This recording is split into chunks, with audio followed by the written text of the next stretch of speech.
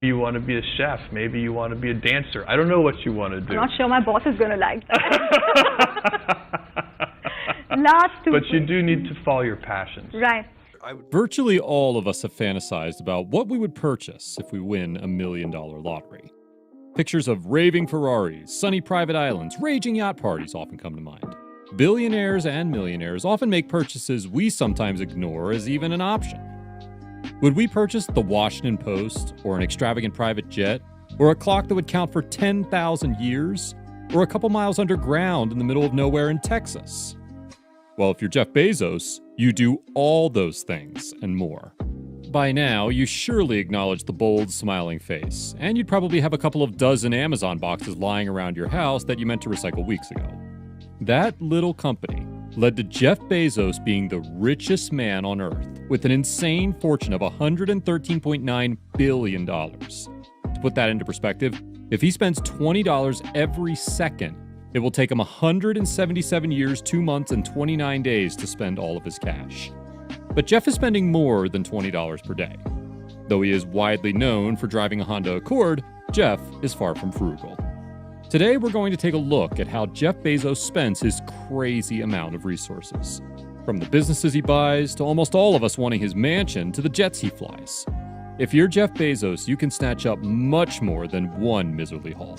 Try 3 villas, a DC townhouse, and a massive ranch.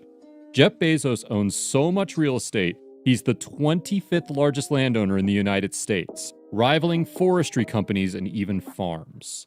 Jeff's first significant estate purchase lies in medieval Washington, a few miles away from the wealthy CEOs of Washington, including Microsoft owner Bill Gates. Seeing that Jeff and his wife at that time, Mackenzie, put down $10 million for a 5-bedroom house, 20,600 square foot home on a 5.3-acre waterfront. The apartment includes a pool and many posh features you can expect in a mansion, but that wasn't enough. 7 years later, they purchased the neighboring home, an 8,300 square foot home with an additional 5 bedrooms and 4 bathrooms that cost the couple over $50 million. On top of that, the home was renovated in 2010 for a whopping $28 million. Little is known about the interior of the two houses, but there is an odd feeling that there is an Alexa in each room. This $88 million investment is 88 times the average American will make in their lifetime. But Jeff is anything but ordinary. He returned to purchase the most substantial home in Washington, D.C. for $23 million. The property is a 100-year-old former textile mill with 25 bathrooms, 11 bedrooms, 3 kitchens, and a massive ballroom. When Jeff wants to escape the D.C. traffic, he can slap on his cowboy boots and experience a little serving charm at his 30,000-acre ranch in Texas. His ranch is worth millions of dollars, having recently been renovated and home to Blue Origin, Jeff's space exploration company. However, it was mostly bought to give his children some playing space during the summer. Jeff also owns a $24.45 million mansion compound in Beverly Hills. He chooses to buy one mansion and then skips a neighboring one for $12.9 million, making a monster property worth $37.35 million. The property has 13 bedrooms and 11 baths between the houses, giving them quite a powerful kingdom to roam around. However, one Beverly Hills home wasn't enough for Jeff. In February of 2020, he reportedly purchased the most expensive home ever. Sold in Los Angeles, the Warner Estate, it's estimated that Jeff paid a startling $165 million for the estate, topping the record for not just Los Angeles, but also California. The Warner Estate was built in 1937 by Jack Warner, one of the founders of Warner Brothers. Since then, it's undergone several renovations and passed through several wealthy hands. Dimensions are 13,600 square feet with 2 large guest houses, 2 pools, a spa, a tennis court, a motor court with gas pumps, and even a 9-hole golf course. The home's interior has 8 bedrooms, 9 bathrooms, a movie theater, a bar, and fitted with floorings that were once owned by Napoleon himself.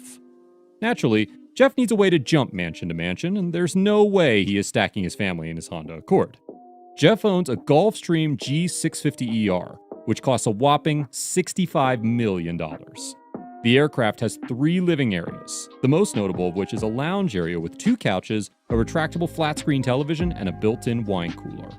There is also a back bedroom and a dining area with the most convenient seats on the planet. flying in one plane will make it hard to ever fly in a regular aircraft again. Since he started dating Lauren Sanchez, Jeff has been spotted off the coast of Italy on super yachts and in Wimbledon. He recently pitched a lavish week-long birthday party for Lauren, which covers a party with high-profile celebrities like Orlando Bloom and Katy Perry. The birthday week ended with a romantic trip to Bath on a private yacht. On these trips, there is no doubt that Jeff has spent more on a single toast than most people spend on a week of food. He's known for picking unique foods on the menu, often opting for things like an octopus for breakfast. He's reportedly said that if there's something he's never had on the menu, he has to get it. Aside from fancy meals, expensive planes, and lavish properties, there are a few other places where the wealthy can spend their money. Mainly on other business ventures. And when you're as wealthy as Jeff, you can put your money in some other businesses. Jeff Bezos has invested in the Long How Foundation, a nonprofit organization based out of San Francisco. The company is building a 500-foot-tall clock that runs on day and night thermal cycles, and it's meant to take once a year for 10,000 years. The clock is built on Jeff's ranch property, buried underground within a mountain, and it's intended to symbolize long-term thinking. Of course, it was also Blue Origin, which is Jeff's space exploration company. The company focuses on vertical takeoff and landing vehicles with an introduction that would allow humans to colonize space. The company is mostly funded using Jeff's money. He has been quoted saying he plans to use his Amazon fortune on space exploration, which he tries back to his fascination watching NASA missions as a child. Although he's on the run for becoming the world's first trillionaire, Bezos is said to often prefer driving himself around in a used Honda Accord, which is valued in the low 5 figures. A profile CBS's Bob Simon did of Bezos in 1999 for 60 Minutes, resurfaced by GeekWire, showed Bezos driving the car. When Simon asked, "What's with the Honda?"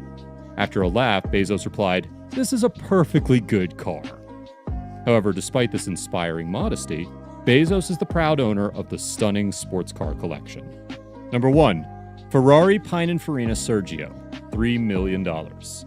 Winner of an Auto Design Award, the Pininfarina boasts a perfect balance between the advanced technology of its man-machine interface and its refined, handcrafted details, all essential elements of a signature Ferrari sports car. Number 2, Bugatti Veyron Mansory, $3 million. Integrating traditional craftsmanship and hand-picked materials, the limited edition Veyron Mansory is the perfect combination of luxury and expert engineering. Number 3, W Motors Lykan Hypersport, $3.4 million. The first hypercar created by W Motors took center stage in Universal Studios' Furious 7. It was featured as the hero car in the movie and is the most expensive car ever to be featured in the Fast and the Furious franchise. As you can see, Jeff Bezos can spend his money however he pleases. So what would you do if you have a fortune like Jeff Bezos?